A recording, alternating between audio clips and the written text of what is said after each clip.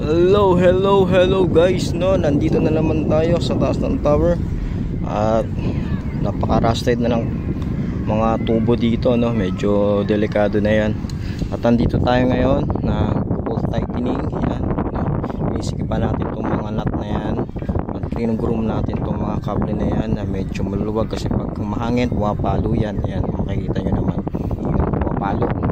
Kaya tinatalian natin ng tie wrap yan. May tie wrap tayo dito. Ayan, ito na lang natitira. Tapos ito naman yung gamit natin na adjustable pang higpit. Ayan. Tapos ito, may mga hinigpitan natin. At ito naman yung mga radyo na tawag equipment. At ito antena, no? At tinututukan din natin yung radyo yan. Tapos ito naman ay tawag naman dito ay H-frame. Ayan ang kalimitan na makikita nyo sa mga tower katulad nun. Ayun, oh. Doon may tower din doon. Ayun, oh, dalawa. Ayan yung makikita nyo kalimitan sa taas ng tower. Kung dito ka sa taas ng tower, ngayon pag ikaw na yun nasa baba naman ng tower, makikita mo ito yung mahaba na yan, antena yan. Ito may mga radyo tawag dyan. At ganun din sa kabila. Doon din sa kabila. Ayan naman yung tower light, no, na malaki. Ay isang maliit. O yung makikita nyo naman sa taas ng tower na may ilaw, patay sindi, pula-pula yan. Yan naman yung mga cable, makikita nyo sa taas ng tower. Nandito tayo ngayon sa taas ng tower. Ito nga, sabi ko nga kanina, nag-higpit tayo ng mga tornilyo at nag-grooming tayo ng mga kable. Ayan yung ginagawa natin today. At nasa almost 70 meters din yung height na itong tower na ito na inakit natin.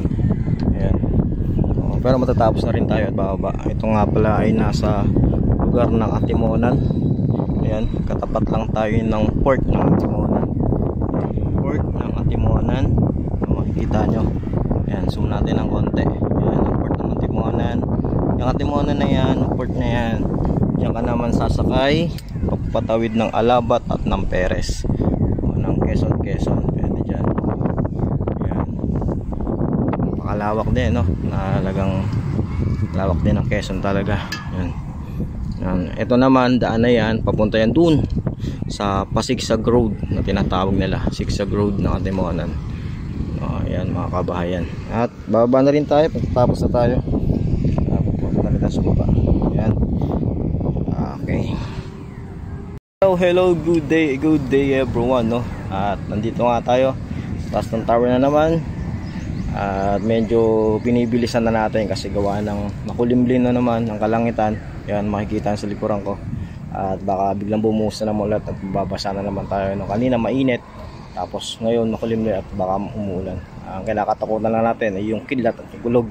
Baling mabasa tayo ng ulan, wag lang tayong makidlatan, no? Talagang mahirap at wala tayong laban doon. Ayan. Ayan naman yung ilaw na nakikita nyo sa likod ko tuwing gabi na umiilaw yan. Pag yan ay hindi pa sira o hindi pa punit yung ilaw, ayan yung umiilaw pag gabi ng patay sindi na malakas. Ayan. Dito tayo sa taas ng tower pero bababa na rin tayo dahil matatapos na rin tayo sa ating ginagawa. Hello everyone, salamat po sa ating mga supporters. Shout out sa inyo, no? Maraming salamat sa nagbibigay sa atin ng mga tala, ng mga ating pakinang. Salamat po sa inyo. God bless you everyone. At sa ating mga new followers at sa ating mga supporters, salamat na marami, no? Thanks everyone. God bless.